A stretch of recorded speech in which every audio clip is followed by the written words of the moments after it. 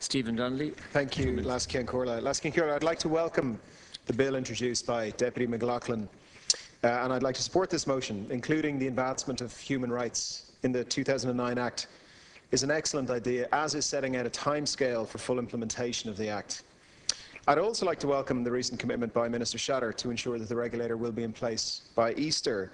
And I have to say, Lascian Corla, in that context, I am surprised and disappointed that the government would not support this bill. The bill seemed to me is very simple, very sensible, non-political bill, provided a very painless way for the Oireachtas as a whole to demonstrate support for what needs to be done. So I really am disappointed at this missed opportunity by the government. It's obvious, Lascian Corla, that we need a regulator in the charity sector. We've got about 8,000 registered charities and about €1 billion of public money is dispersed every year. The public confidence, as we all know, in the sector is shot because of revelations about top-up payments and severance packages. And the charities themselves have obviously been calling for the establishment of a regulator for a very long time. And I believe, Lascian Corla, that the Oireachtas has failed them in only now, after 5 years, implementing something important that they've been looking for a long time. Minister, having consulted with people in the sector, there are two issues I'd like to raise with you, and maybe you'd be able to get back to me on. The first is we're being told that the Chief Executive and other staff of the regulator will be found from existing civil service resources. Now, that is being interpreted as only allowing hiring from the civil service.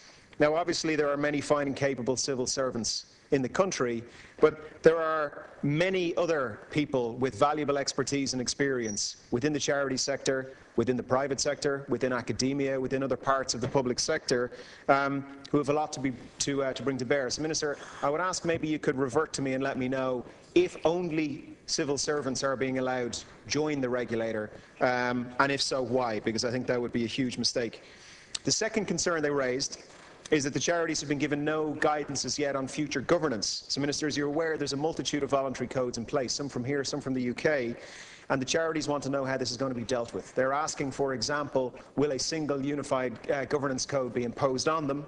They're asking what mandatory financial and operating procedural implications this might have. And on this point too, Minister, I'd ask you might revert to me, and I would ask that the government would let the sector know as quickly as possible how this is going to be dealt with by the regulator. Thank you, Deputy. And finally, I'd just like to conclude by adding my voice, Lascian Corla, to that of many other deputies and indeed to many people in the charity sector, in hoping that the disgraceful revelations at the Central Remedial Clinic will not continue to damage the many excellent and well-run charities in the country. Thank you. Good morning.